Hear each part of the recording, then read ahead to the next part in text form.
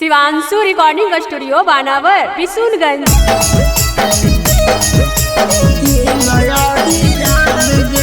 Mix by Manish Arya.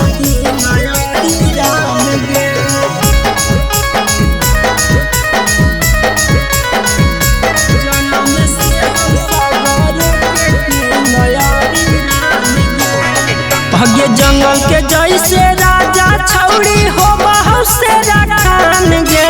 जंगल के जैसे राजा छौड़ी हो बहुत से रखान गे।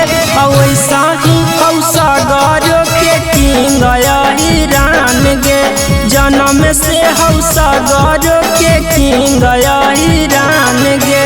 बाघावा घराना हाउ कृष्ण जी के खानदान गे। बाघावा कृष्ण जी के खानदान गे। जन्म से हौसागर के किंग हिरान गे। जन्म से हौसागर के किंग हिरान गे।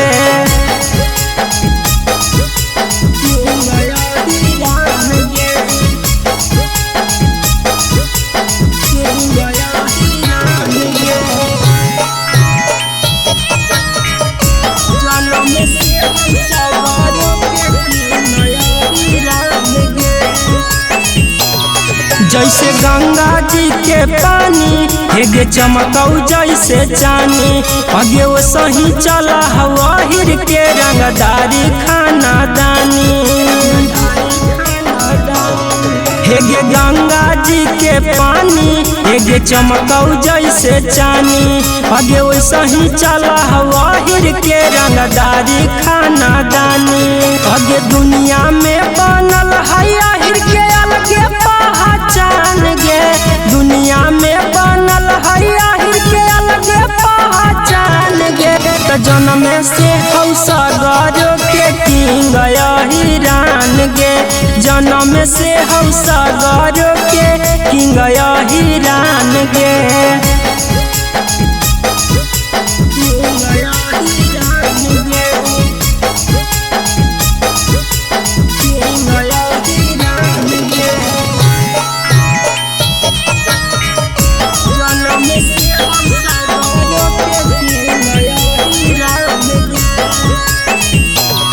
एगे गोर नहीं सहवर अगे जियो वाला टावर। अगे दुनिया में छैले है सगरो हीरे के पावर।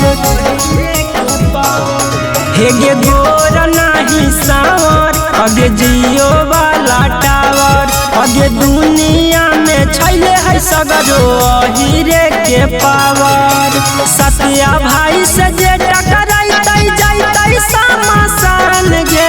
सत्या भाई से जे टकराई जाई समासान गे।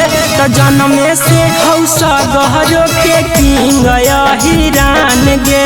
शुरुए से हौसागर के किंग हिरान गे। शिवांशु रिकॉर्डिंग स्टूडियो बानावर बिशुनगंज।